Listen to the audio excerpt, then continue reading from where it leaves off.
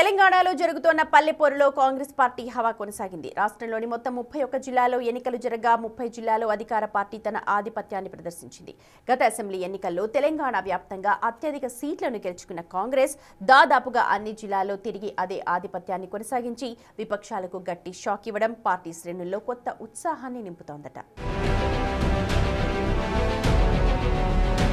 తెలంగాణ గ్రామ పంచాయతీ ఎన్నికల్లో రాష్ట్ర వ్యాప్తంగా కాంగ్రెస్ హవా కొనసాగింది. తొలి విడత ఎన్నికల్లో నల్గొండ, ఖమ్మం, మెదక్, యాదాద్రి, వరంగల్, ఆదిలాబాద్, సూర్యాపేట, కరీంనగర్ జిల్లాలు, కామారెడ్డి, జనగామ, నాగర్ కర్నూల్, నారాయణపేట, నిజామాబాద్, నిర్మల్, పెద్దపల్లి జిల్లాల్లో కాంగ్రెస్ మద్దతుదారులు ఆధిపత్యం కనబరిచారు. మంచిర్యాల, రాజన్న సిరిసిల్ల, వికారాబాద్, వరంగల్, ములుగు, జయశంకర్ భూపాలపల్లి, జగిత్యాల జిల్లాల్లోనూ హస్తం మద్దతుదారులదే హవా కొనసాగింది. వార్డు సభ్యుల ఎన్నికల్లోనూ కాంగ్రెస్ బలపరిచిన అభ్యర్థులు ఎక్కువ స్థానాల్లో గెలిచారు. తొలి విడత పంచాయతీ ఎన్నికల ఫలితాల్లో కాంగ్రెస్ శ్రేణుల్లో జోష్ పెరిగింది. రాబోయే 2, 3వ విడత ఎన్నికల్లోనూ ఇవే ఫలితాలు రిపీట్ అవుతాయనే ధీమాతో కాంగ్రెస్ శ్రేణులున్నాయి. ప్రభుత్వ విధానాలపై విపక్షాలు చేస్తున్న విమర్శలను ప్రజలు పట్టించుకోలేదనటానికి ఈ ఫలితాలే నిదర్శనమని కాంగ్రెస్ నేతలు చెప్తున్న పరిస్థితి. ఈ ఫలితాలతో ప్రజలు కాంగ్రెస్ ప్రభుత్వంపై నమ్మకాన్ని చూపుతున్నారని హస్తం పార్టీ నేతలు చెప్తున్నారు. పేదల సంక్షేమానికి ప్రభుత్వం చేస్తున్న కృషిని విపక్షాలు అర్థం చేసుకోలేకపోయినా ప్రజలు మాత్రం అర్థం చేసుకున్నారని కాంగ్రెస్ నేతలు వ్యాఖ్యానిస్తున్నారు. 10 జిల్లాల్లో సగానికి పైగా సర్పంచ్ స్థానాలను కాంగ్రెస్ గెలుచుకుంది. అందులో ముందు వరుసలో ఖమ్మం జిల్లా ఉంది. ఈ జిల్లాలో తొలి విడత 192 గ్రామ పంచాయతీల్లో ఎన్నికలు జరగ్గా 135 సీట్లు కాంగ్రెస్ పార్టీ మద్దతిచ్చిన వారే దక్కించుకున్నారు. బీఆర్ఎస్ 33, ఇతరులు మిగిలినవి గెలుచుకున్నారు. ఖమ్మంతో పాటు నల్గొండ, భూపాలపల్లి, జనగామ, మెదక్, ములుగు, నారాయణపేట, పెద్దపల్లి, వికారాబాద్, గద్వాల, నాగర్ కర్నూల్ జిల్లాలో సగానికి పైగా పంచాయతీలను కాంగ్రెస్ కైవసం చేసుకుంది.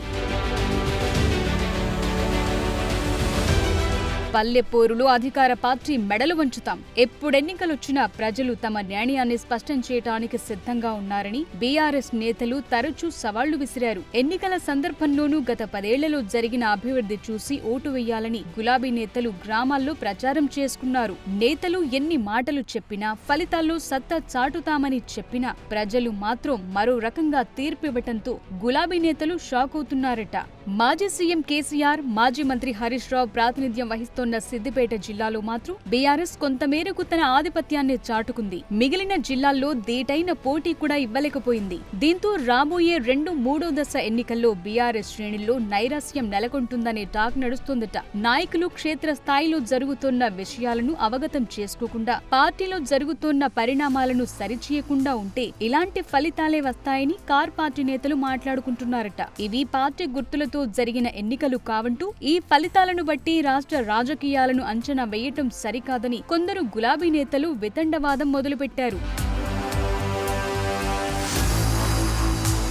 ఇక బీజేపీ పరిస్థితి దారుణంగా ఉంది. తెలంగాణలో తొలి విడత పంచాయతీ ఎన్నికల్లో బీజేపీకి ఓటర్లు గట్టి షాక్ ఇచ్చారు. సర్పంచ్ స్థానాల్లో ఇతరుల కంటే తక్కువ స్థానాల్ని బీజేపీ బలపరిచిన అభ్యర్థులు గెలుపొందారు. తెలంగాణలో తామే ప్రత్యామ్నాయమని చెప్పుకుంటున్న బీజేపీ నేతలకు తొలి విడత పంచాయతీ ఎన్నికల ఫలితాలు షాక్ ఇచ్చాయని చెప్పుకోవాలి. తొలి విడత ఎన్నికల్లో మొత్తంగా ఆ పార్టీ కనీసం 200 సర్పంచ్ స్థానాలు కూడా సాధించలేకపోయింది.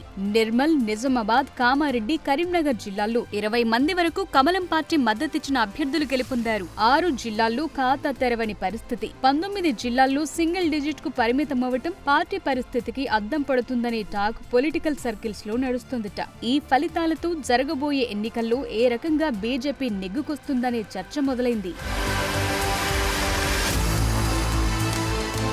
తొలి విడత పంచాయతీ ఎన్నికల ఫలితాలు కాంగ్రెస్ కు ఓపునిస్తే ఇవే ఫలితాలు బీఆర్ఎస్ కు ఒక హెచ్చరికలా పనిచేశాయంటున్నారు. బీజేపీకి మాత్రం షాక్ ఇచ్చాయనేది పొలిటికల్ సర్కిల్స్ లో నడుస్తున్న టాక్. రాబోయే ఎన్నికల్లో తమ వ్యూహాలను మార్చుకోవాల్సిన విషయాన్ని పార్టీలు గ్రహించాల్సి ఉందనేది విశ్లేషకులు చెప్తున్న మాట. మరి 2, 3వ విడతల్లో జరిగే ఎన్నికల్లో పార్టీలు ఏ మేరకు సత్తా చాటుతాయి అనేది వేచి చూడాలి.